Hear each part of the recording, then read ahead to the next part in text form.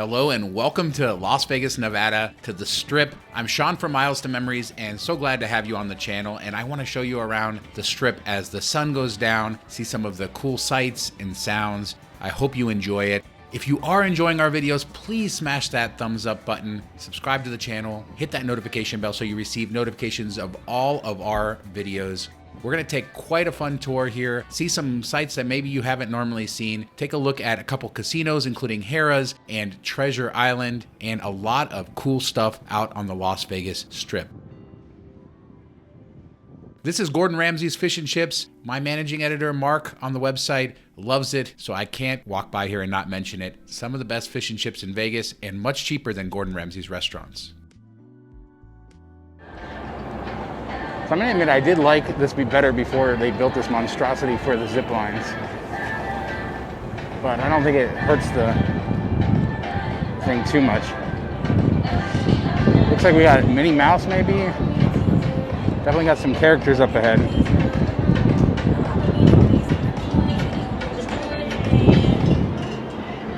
That's right, in and out. Advertising heavily here.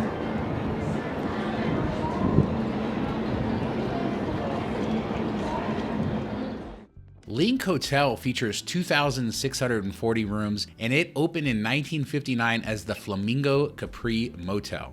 And when Linq was built, the Linq Promenade in 2014, it replaced O'Shea's and some empty space behind that going all the way back. O'Shea's reopened in 2013. It's one of the coolest spots. Definitely check it out. Now this section of the Strip doesn't have bollards, but instead has these concrete barriers and then this fencing. On the other side you can see Caesar's Palace has kind of a similar thing. But pretty much anywhere where there's a pedestrian on the Strip now, there is some sort of protection. And I believe they finished it all. If not, they're still working a little bit on the South Strip where they were, but I think it's all done. But even here, now those are probably more to protect the sign, I suppose. But that's a beautiful sign. This looks good. Now I think Carnival Court has been here for a long time. It predates Linq. And it's basically like a lounge bar entertainment venue. But just like all the bars in Vegas right now, it's closed. Harrah's Las Vegas features 2,540 rooms and over 90,000 square feet of gaming space in the casino. It has a monorail station that it shares with the Linq Hotel next door, and the history is very interesting of this building. It started as the Holiday Casino from 1973 to 1992, and it featured a riverboat theme and the largest Holiday Inn hotel in the world. By 1983, Holiday Inn had taken ownership of the hotel, and it was later renamed Harrah's and sold off. And in 1997, it featured that re-theme with the addition of the Carnival Court and a Mardi Gras theme that persists to this day.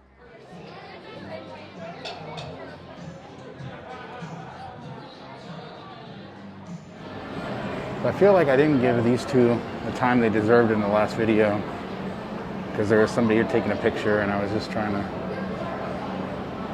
get through, but it's pretty cool. Love this. Bye.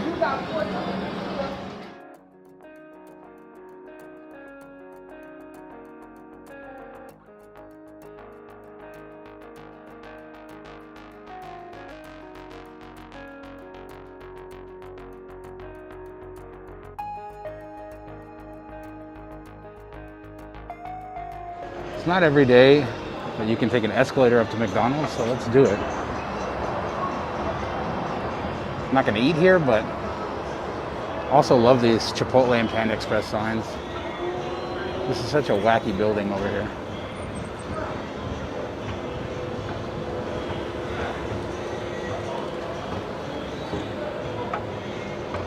Give us an interesting view here of Casino Royale, the hotel. Best Western, I believe. So you can go about, I don't know, 2 minutes that way by foot and get in and out. or you can come here and get McDonald's. But I mean, look at this arch. Look at that. Pretty cool. Nice. And here's a quick look inside the building. Didn't get a long shot in there. A pretty nice McDonald's though. And back to the Strip as we head up to the Venetian. This is the line to get a concoction at Fat Tuesdays. Let's walk around and take in some of the sights.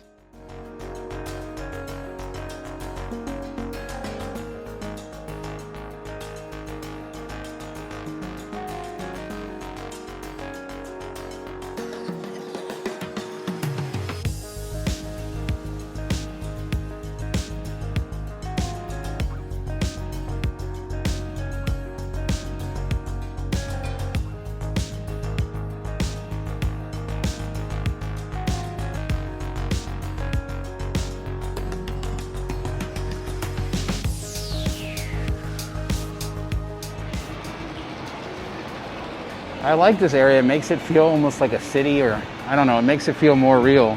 And it's so underused. And I don't know, I do like it. In Macau, they have like a big area outside, like for gondolas and stuff, but they never use it. And it's sort of a more open area, like you'll see on the other side here. But I don't think they have sort of this little narrow canals like here. And I think that is so cool. Gotta enjoy this fountain here.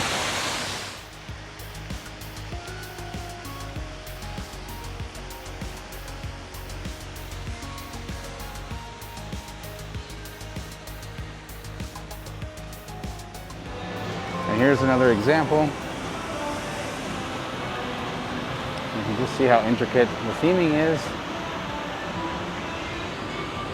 Even though it largely goes unused because people will generally walk over the bridge from the other side, or they will cross here. Let's take this all in. What a monumental structure.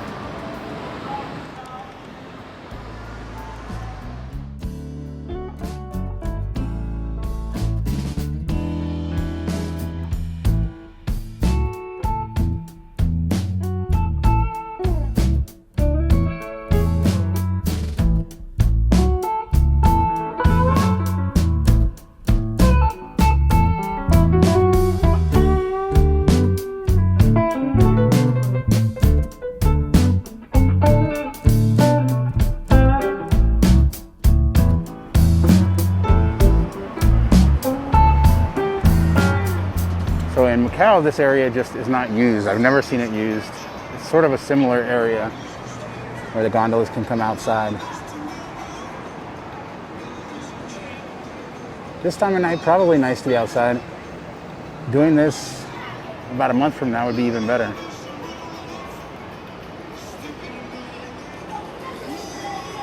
Fun fact, one of the moderators of our Facebook group, his name is Ryan, he is a gondolier here at the Venetian.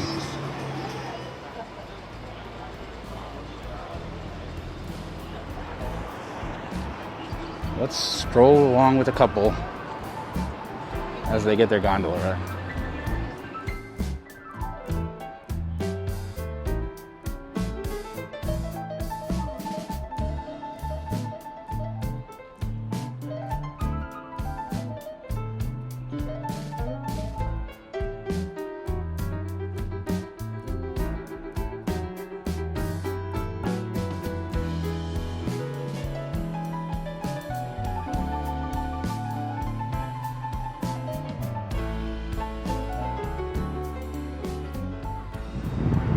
So you learn something new every day.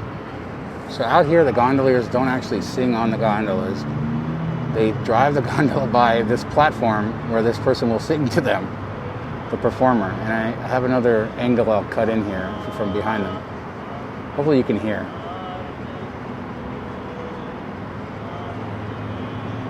But he's singing to them right now as they float by.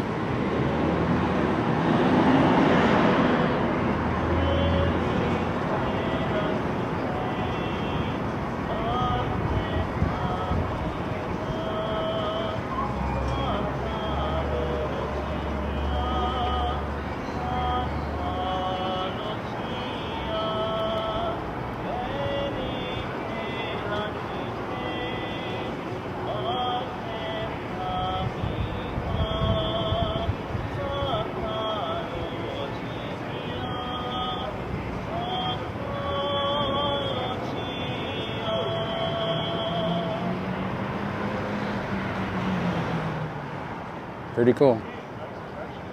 We got a good show, got quiet so we could actually hear it. Awesome.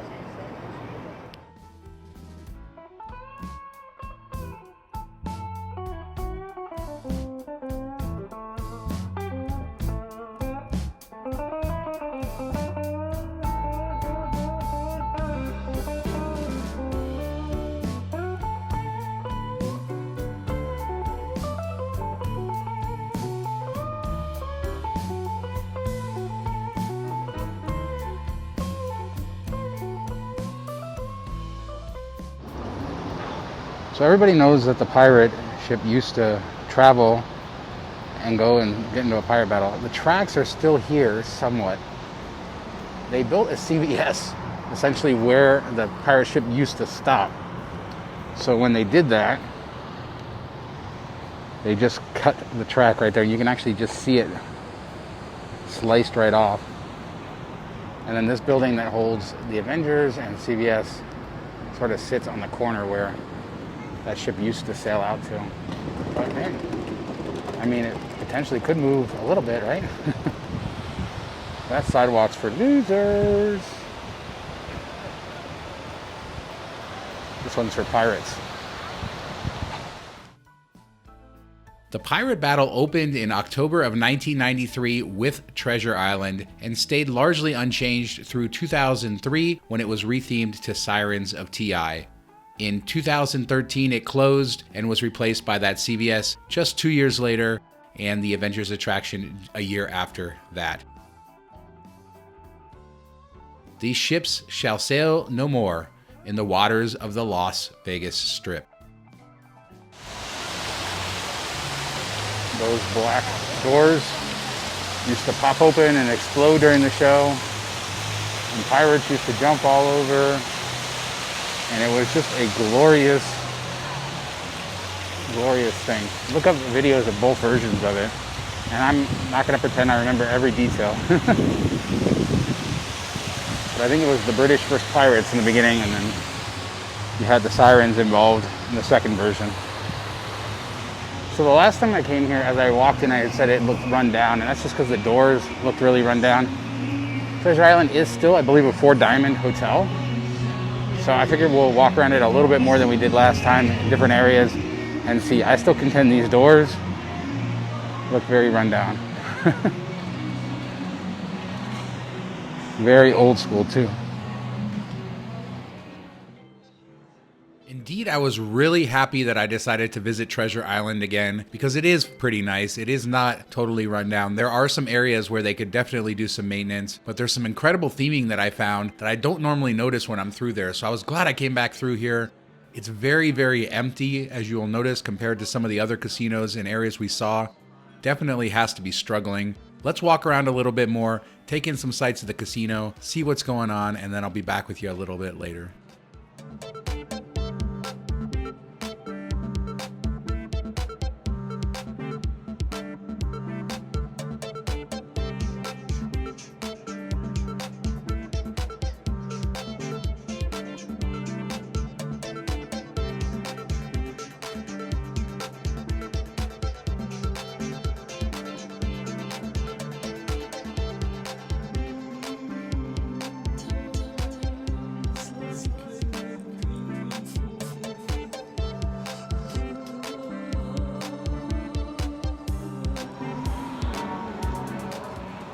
So you have a preview center for the Adventure Dome? What was that? So there's a preview center for the Adventure Dome? We do, I wouldn't say a preview of it, it's just, you know, some fun graphics. Just for and stuff. kids and stuff, yeah. Right here we're doing little promos. We're giving out 4 tickets for the Adventure Dome to couples. Oh yeah, I'm a local, so I'm not going to work for that. But this is a cool little area. So.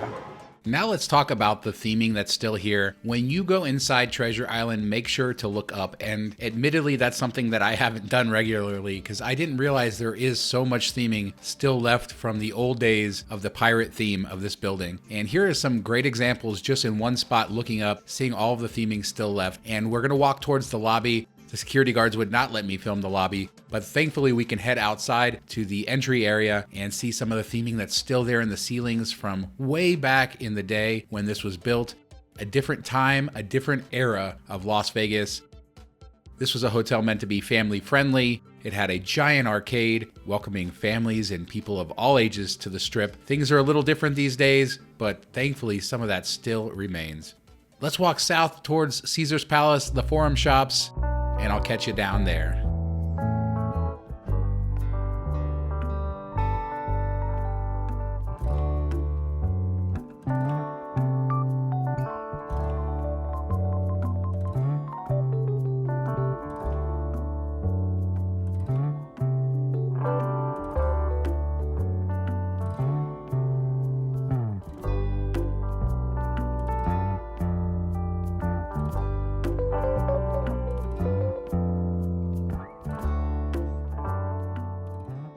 I'm glad to say Mirage is now open. If you're interested to see what it looked like when it was closed, I shot that video and it's already on the channel, so check that out. We're gonna head inside the Forum Shops to ride the spiral escalators, my favorite part of this area of the Strip. This extension to the Forum Shops opened in 2004, and the best part is this escalator ride.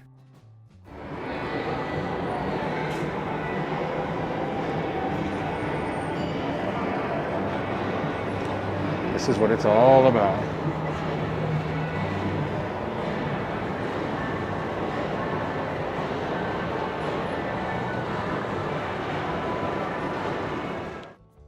Forum Shops was built as an extension to Caesar's Palace in 1992 and expanded a couple of times, including this building all the way out to the Las Vegas Strip, which was expanded in 2004.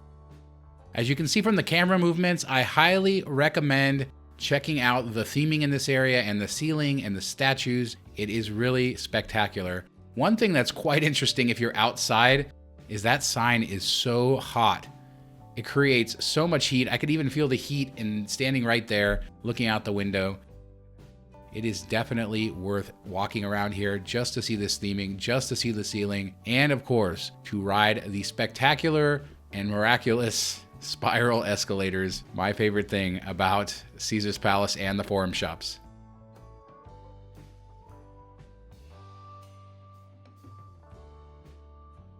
A lot of people don't know, and I mentioned this in the Mirage episode, but where the Forum Shops is and where Mirage is used to be a speedway, a raceway on the Las Vegas Strip. Now we're going to head further south and check out some of the newer areas of Caesar's Palace, including the world-famous Hell's Kitchen restaurant, and Caesar with his mask standing proud over the Las Vegas Strip.